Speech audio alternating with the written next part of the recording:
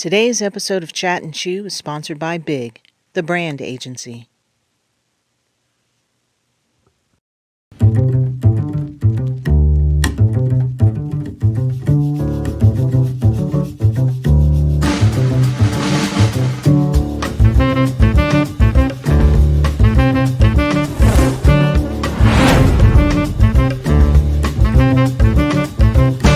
Please make sure you follow us on Facebook, like and subscribe to our YouTube channel, and of course, hit the bell to activate notifications that will remind you when we're on. Please be sure to leave us a comment to let us know how we're doing. We'd love to hear from you.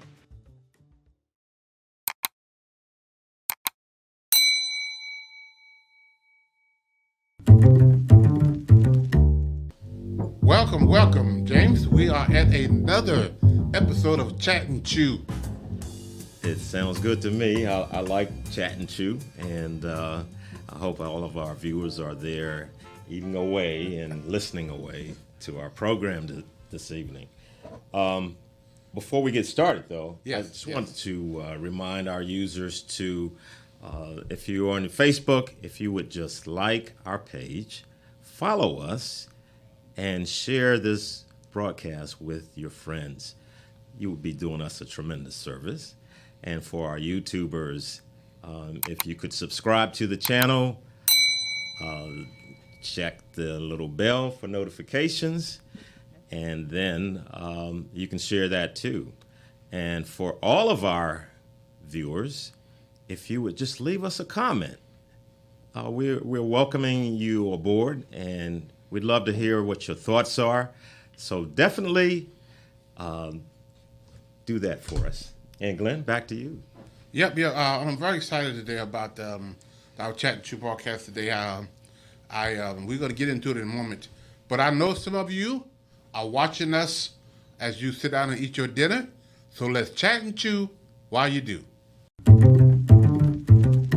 right, so today, James, one of the classes that we do, we talk about relationship between fathers and their kids and the co-parenting aspect of it. We do a little question and answer discussion. It's called True or False, but we call it Facts or Myth. But before we get into that, I want to talk briefly to you about, how did you get into this work of fatherhood? I kind of know, but kind of share your story about you being a father.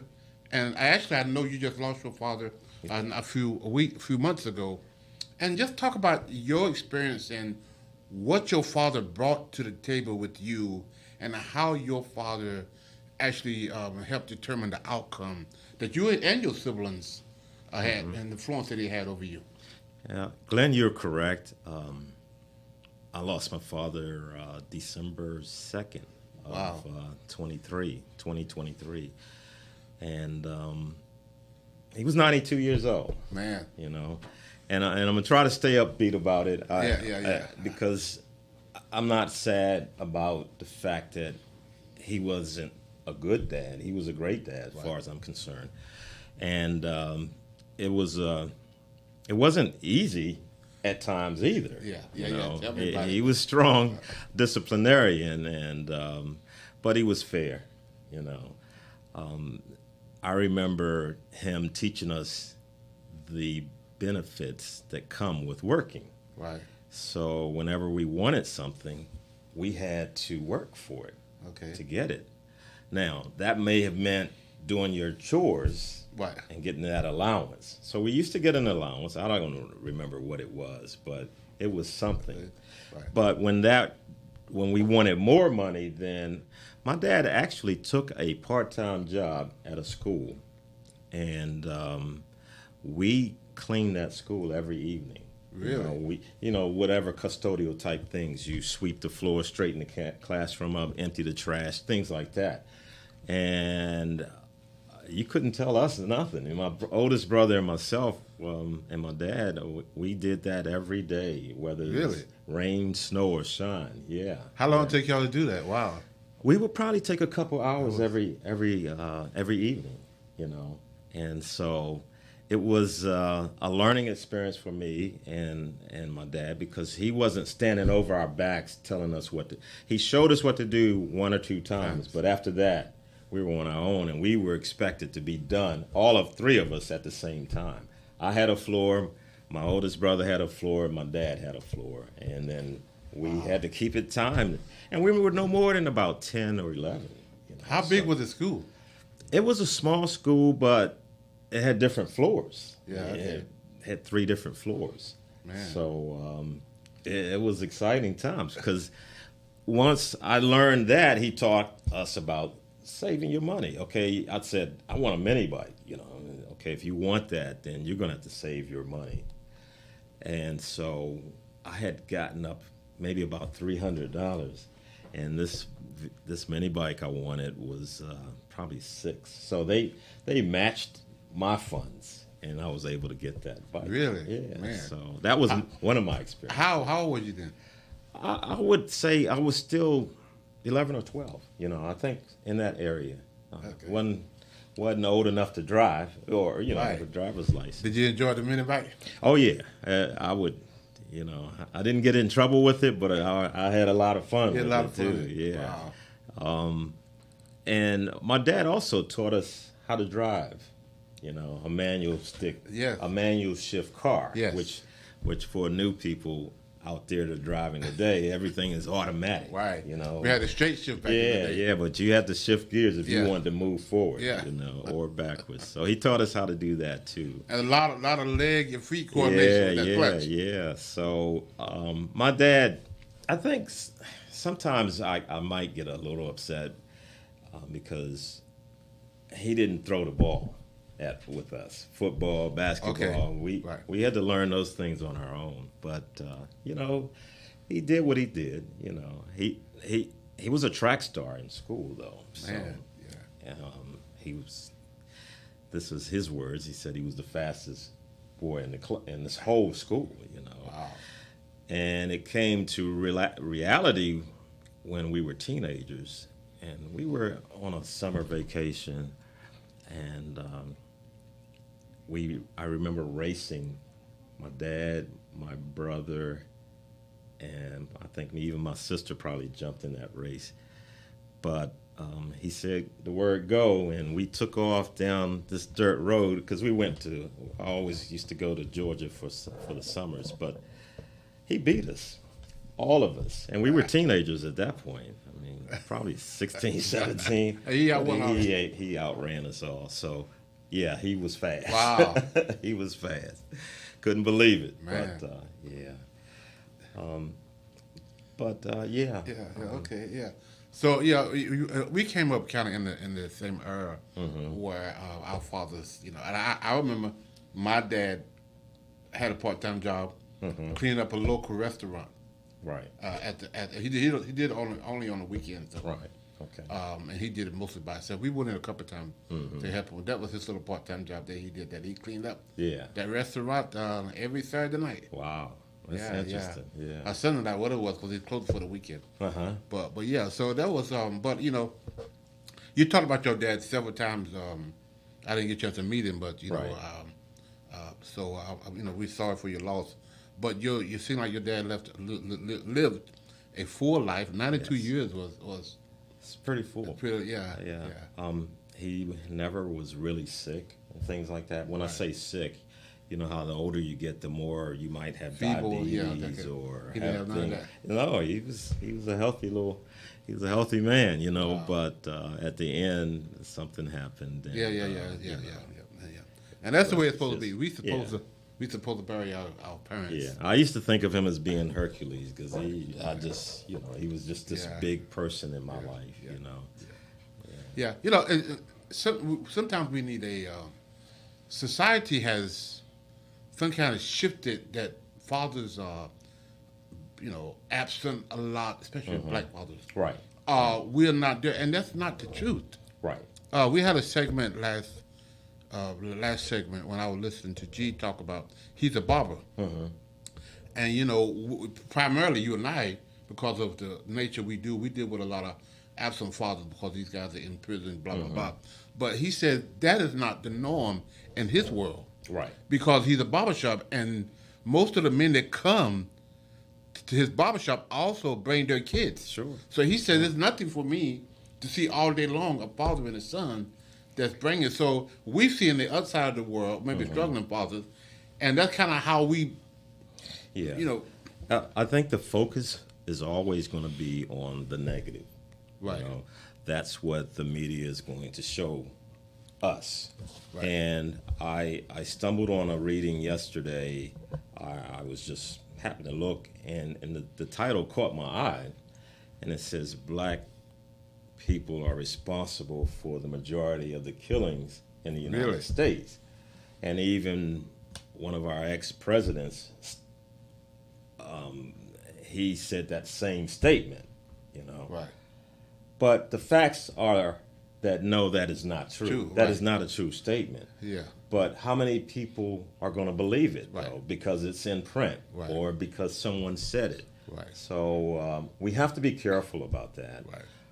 and no, blacks do not commit the most Huge crimes. Yes. murders in this Yeah. country. Yeah. You know, so only a small share. Right. You know, yeah, the media can drive home certain That negative, types of that reporting. stereotype that fathers are absent and Right. and we're not there to hear, you know, and we know that's happened to some degree, but for the most part, like my G was saying, all day, every day, 5-6 days a week, all he sees is fathers bringing their kids Right. on a regular basis and getting their haircut and their nephews.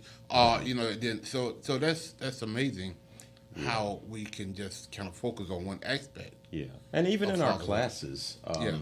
I know that some of these men may have been incarcerated, but they still found a way to talk to their kids. Yes, You yeah. know, they may not be physically there, but mentally, Yeah. the children have access to their dad some kind of way. And that's one of the reasons why we have the summit. Mm-hmm. Is to bring new fathers, good fathers, great fathers all together and Right. and have discussions and talk about the thing that fathers struggle with, the thing that men struggle with, which kind of lead us into our discussion Okay. today. What we're going to talk about, the fact and myth.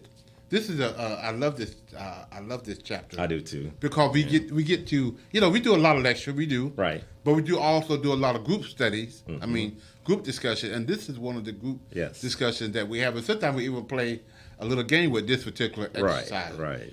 But we got, it's about 12 questions we're going to ask. We're only going to talk about 6 or 7 of them today. But I want to ask, I'll let you ask the question. You're a better reader than I am. Oh. So you start out reading the question, then we're All going right. to kind of discuss this. Again, this is, I'll tell our audience, this is one of the classes that we discuss with the men, and it's called Facts or Myth, True or False. And we ask these questions to get the conversation started, we just debate, we just talk about the answer to this. So viewers, listen up. Listen you up. are now in class with Dr. Glenn Warren, and James James Jackson is the Dean of Students, and I'm checking on you right now. So, as we move forward, number 1, fatherhood begins for a man the moment his child is born. Now, this is either a myth or a fact.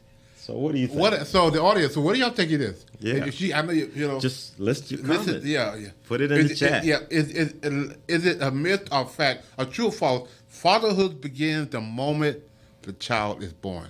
True or false? Right. And the answer is It's a myth. it's a myth. Yep. Why is that? It's a myth because it says fatherhood begins the moment the child is conceived Exactly. in the mother's womb. Exactly. When she says, "I'm late, honey," that time of the month didn't come around. Right. I'm right, late. Right. And then she go to the doctor, and the doctor says, "Okay, let's do a pregnancy test." And we found out that yes, You are. she is pregnant.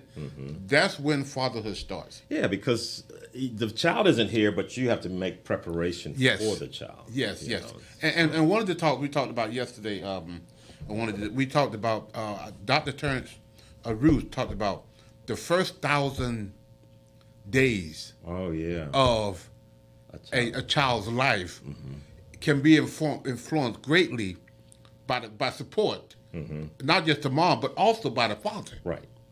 And so that's like almost 3 years. So your presence in your child's life, the 9 months while they're in the mother's womb, Right. and then the first, the 3 years after then, just as important. And according to Dr. Ruth, those stats, those statistics, has said that sometimes the success or failure of a child could be determined during those months. Wow. Okay, let's move on. Move on. I hope our viewers got that one right, and if not, this is a learning moment. So, this is the number 2. Children seem to prefer their fathers as play partners. This is either a myth or a fact. And true or false? The answer is this is a fact. True, it's a fact. Yeah. I know when I was raising my kids, I had 2 boys and a girl, and at an early age, I would come home from work, and their mother's in the kitchen cooking, and we're in the living room, and we are play fighting, wrestling. I'm throwing them up, in the air. We playing horsey, and I'm wrestling with them. They're trying to get me down, hold me, and we yelling and screaming. And even one time we put a hole in the wall because one of the kids fell. Their mom just went ballistic because we ended up acting like a bunch of wild kids. Wild kids, and we just had fun. And all of that, but when kids, they love that physical. Attraction, connection. Yep. So when you throw your kids up in the air, they're like, do it again, Dad. Right. We're not saying now, Mom doesn't do that. We're not saying that. We're not being that stereotype. But a lot of times it's the dad that's doing the wrestling on the floor, and that's why kids kind of love to play with Dad. Now there was a time when I went over to my daughter house, and she was on the floor playing with her 2 kids, and there was wrestling. And we're not saying that. That doesn't happen because we know that happened. But according to statistics, that kids love to play with their father as a playmate as opposed to mom. All right. Question number 3. When non-resident fathers pay child support, their children are more likely to be healthy. And this is a myth or it's a fact? And the answer is, it is a fact. It is true. Because when the mom is getting support from the father, financial support as well as all the other support, but especially financial support, she have more money now to be able to buy things that she needs. I mean, like cough medicine, or Pampers, and those kind of things that the child need. Quick story: one of the when I was working as a social worker, one of my clients. They made a report to Child Protective Service because she rationed her Pampers for her baby. Yeah, she wasn't getting the support that she needed, and she really couldn't afford a lot of Pampers. She couldn't send the baby to daycare without Pampers. Right. If you send them, so you just can't say, I'm sending my little Jimmy there, but you better have some Pampers for little Jimmy. I don't know, 3 or 4, whatever it was. But she was rationing the Pampers because she wanted to be able to send Johnny to school. And so at nighttime when the baby, if she used the bathroom, if he boo-boos, she would change it. But if he peed, she just let him, and he was sleeping all night long. And eventually they start developing a rash. And over a period of time, this baby have had rashes, and the daycare saw a pattern of this baby having a rash, go to the doctor, get medication. 2 months later, the baby have another rash. And they kind of reported this mom to Child Protective Service for neglect. And come to find out this is what the mom would do. She wasn't being neglectful, and she was just being rationing out her Pampers. And she said one reason why she did it is because she wasn't receiving child support from the father, and she couldn't afford the Pampers. So those little things, having the money to buy Pampers, having money to buy cold medicine, or whatever you need, it will help the baby be healthy if the father was really there involving. And that's another whole class we talk about. It is. Because the guy say, I'm not going to pay child support because she's taking her money and buying shoes. That's another whole story. We get into that one day. All right. Number 4. Fathers have their greatest influence on their sons when they are teenagers. This is a myth or a fact? Yes. And the answer is, this is a myth. It's a false. Yeah, this is a myth. It starts early.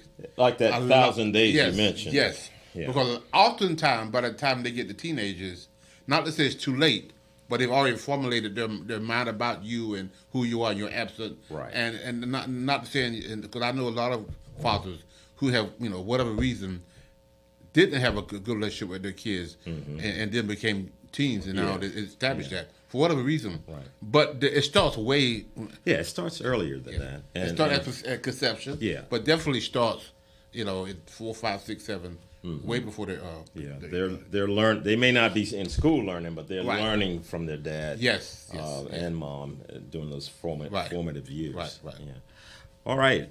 Number 5, a father's relationship with the mother of his child does not necessarily influence how his child views him. Now, this is either a myth or it's a fact. What do you say, audience? Yes. And it is It's a myth. It is a myth. The father response to the mom have a definitely impact on the child. Whether if the father is not there, or having a negative relationship with the mom, that contention, the kid is going to pick it up. Yeah, and we talked about this in class too. Yeah. If there is that negative tension going on, it's teaching the child that I think I can be a bully and get away with it. A lot of bullying starts at home because a lot of kids are watching dad bully mom, and sometimes mom bully dad. Yeah. But a lot of times the kids are watching that and they say, "Wow, it's working. Yeah. Dad is getting his way. Right. So let me go take that behavior Absolutely. and go to school and start doing the same thing." So bullying sometimes starts in the home and is observed. As we said, Autumn, some things are taught and some things are caught. Right. You teach people things by, this is how you read, how you do it. You teach people that. Things that are caught is I'm watching your behavior. Yes. And I'm picking up on your behavior. And now I'm starting to mimic your behavior. Because it's working for you. Yeah, and it's going to work. It's going to work for me too. Yes. So let me figure out how to do this. Let me figure out how to be this bully. The other thing is, especially mom, when I was coming up, you could say what you want to say about my dad. Ain't really, my dad's big enough to take care of himself. Right. I ain't had to do nothing. But you start calling my mama name. We had many fights in school. Yeah. Because somebody said something about your mama. Yep. All the time. It's always like, you better not say nothing about my mom. No. To this day, it's that way. Exactly, that Yeah. way. And so when kids watch their dad cuss their mom out or say things about their mom in front of them, it could be devastating. Men and women. Yeah. But, so especially sometimes little boys. This is my mom. This is your ex-wife. You don't like her. But this is my mom. And for you to come in and talk negative about her in front of me as a child, one of the stories we talk about is that, being able to have that good relationship between, the mom, even when the mom and daddy got contention for one another, that you be able to talk. One of the ladies that was in our class, she said her and her ex-husband had a gag order. And I was like, how did that work? I mean, we all know what a gag order is, right? Yep. Keep your mouth shut. You keep your mouth. You can't talk about the outcome of this lawsuit or the outcome of whatever. You can't talk about it. Right. To nobody, because if you get won a lawsuit and you won $10 million and they put a gag order in, that means you cannot discuss the outcome of that. And if you do, you got to give that $10,000 back. Forfeiting the funds. Forfeit the funds. So most people shut them out. Right. They don't talk about that because they don't want to give that money back. Yep. So the same kind of principle. And she said, I said, how did that work when you had a gag order? And she said, and the gag order was, I could never say nothing negative about my son's father and my son's president. And he had the same thing. Yep. She could never say anything negative about their son and about her husband, ex-husband, and his son president. And I said, so how did it work? She said, I never did. I never cussed him out. I never called him a bad name. Not in front of my kid. I cuss him out a whole lot of times, but never Not in front of the in kids. front of my child. So can you imagine if every couple that had a divorce signed that decree? Yep. Less conversations Well, being I mean, had. exactly. So, and one of the stories we talk about, the flower on the wall, and I won't get into that, but it's the flower on the wall syndrome. But yeah, so when we start talking negative about the other parent in front of the kids, we're inviting the kids to be a part of a conversation that they shouldn't be Intended listening to be in. Yeah. And not only do they know a lot of times they're on the phone talking to grandma, because mama's talking to grandma, mama's talking to Aunt Sue, and mama's talking about my dad, but also the person on the phone, my grandma is talking about my dad. The same thing my mom is talking about, so little Jimmy, he knows that now Uncle John is talking about his mama as well. So the kids know that everybody's talking about their, and we tell them to go and have a good day. Yeah. And we invited them to conversations that they should be listening to. All right, we'll keep it moving. All of our viewers, I hope you're learning. I hope you're participating. I hope you're putting your answers in. This is question, well, it's not a question, but this is number 6, I believe. Yes. The quality of time a father spends with his child, as indicated by interacting warmly, responding to his child's needs, etc., is more important than the length of time. Now, this is a fact or it's a myth? What do you say, viewers? And the answer is? This is a fact. It's fact. So we both need quantity and quality. Right. But there's a difference. There's a difference. Right. I could be with my child all weekend. Mm-hmm. That's the, we. That's quantity at yeah, that point. Yeah, we there. Mm-hmm. But the time that I got face to face with him, it's not that 48 hours. It's a lot less because I'm upstairs watching football, and he's downstairs on his game. On his game. Yeah. And so we got the whole weekend together. That's the quality. Mm-hmm. We got that the whole weekend. We got 48 hours together. Yeah. But the quantity of time that we having face-to-face discussion, we're not there. Yeah. Because, again, I'm down doing my thing. So he's doing... So you need both. Yeah. You need to be... I'm not saying you got to be there in the face 24/7, but y'all should be doing things together. Right. It don't have to be a lot expensive. It could be, whether you're going to the park or whether you're in the house and y'all playing the game together. Mm-hmm. And he's watching games with you. Right. You doing something educational. Mm-hmm. That FaceTime even needs to be, because a lot of times we go get our kids, our grandkids, and we send them and let them play their game, and there's no quality time. Yeah, we've never even said, how's school, how's this, how's that, because right. we haven't done exactly. it. Even at the table, we're sitting, we don't have that communicating, that talking. It's like, put your phone down. Right. We're going to talk. Yeah, phones at the table, dinner time was a no-no. Yes. We've gotten away from a lot of things. And I know things have changed, people have changed, but there's things that are fundamental in that communication and that talking with your kids on a one-on-one basis. Yes. That don't never need to change. Right.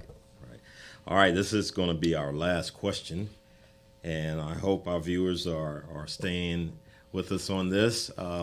This is a myth or fact. Girls who are raised in homes without their father present are more likely to begin having sexual intercourse at early ages. Now, this is a myth or it's a fact. And the answer is? This indeed is a fact. It's a fact. Wonder why that is.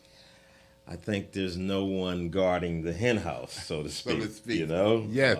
That the wolf is going to come in. Yes. And if there's no one guard, if that sheepdog's not out there, he's going to take him what he wants. Yes. So I'm just using that analogy to keep it clean, but that's what happens.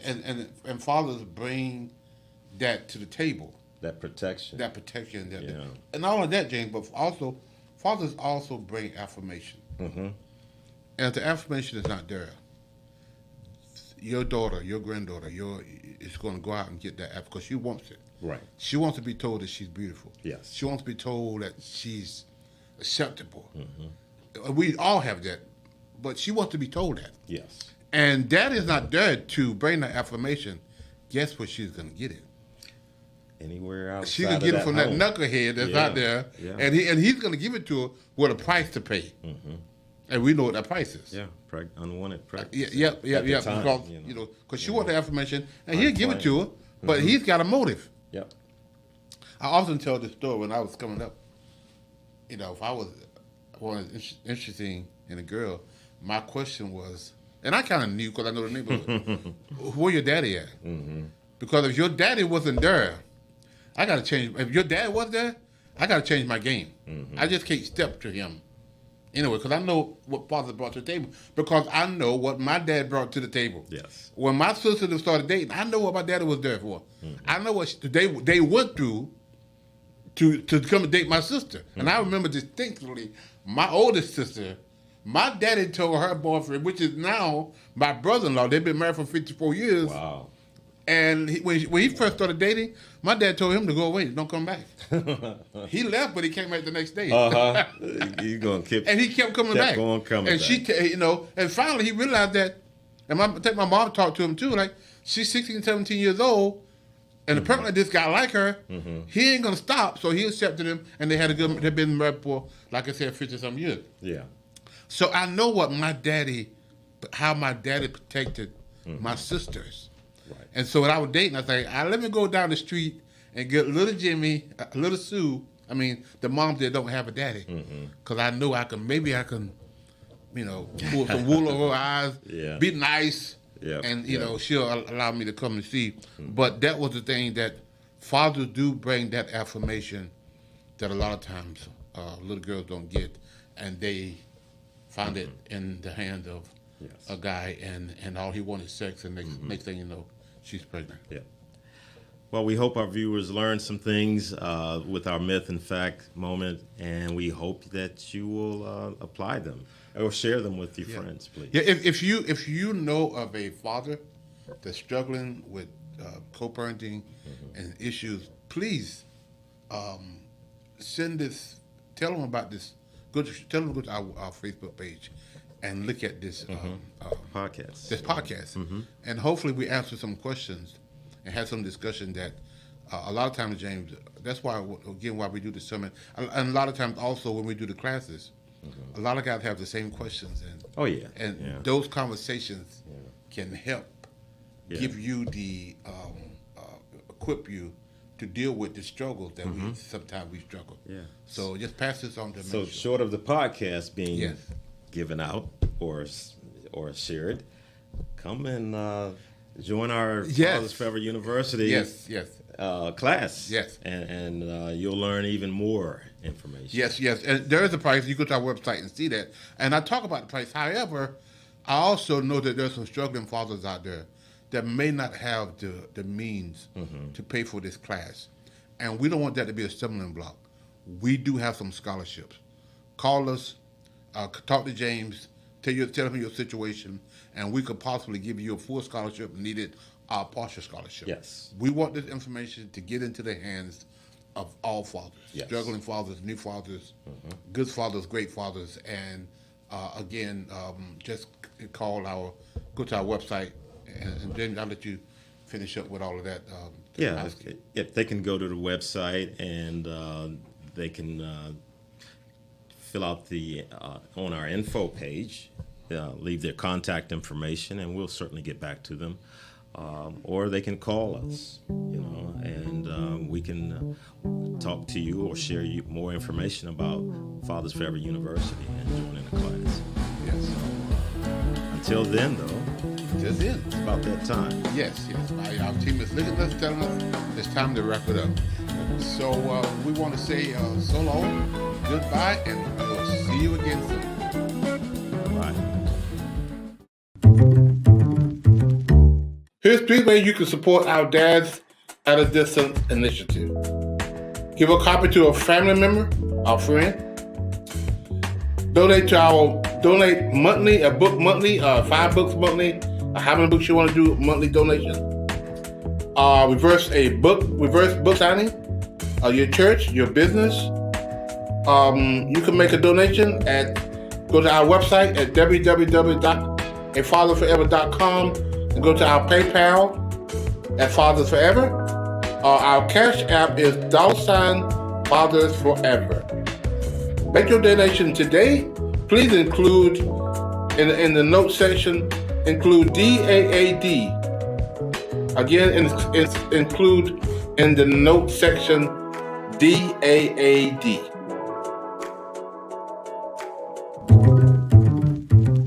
If you or someone you know would like to be a part of the show, please visit our website at www.afatherforever.com. or call us at 919-779-9905. The Chat and Chew podcast streams Thursdays at 8 p.m. on YouTube and Facebook. To schedule a reverse book signing or to find out more information about how you can become a part of the programs you heard us mention today, please be sure to stop by our website as well. Hello, everyone. This is Glenn Warren, founder and executive director of Fathers Forever. I want to share an alarming reality with you.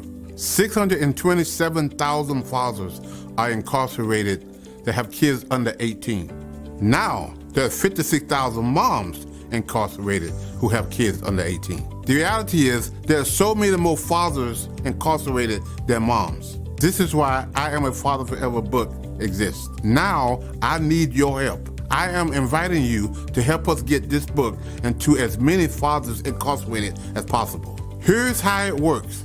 For your donation of $22, we will provide a book to an incarcerated father.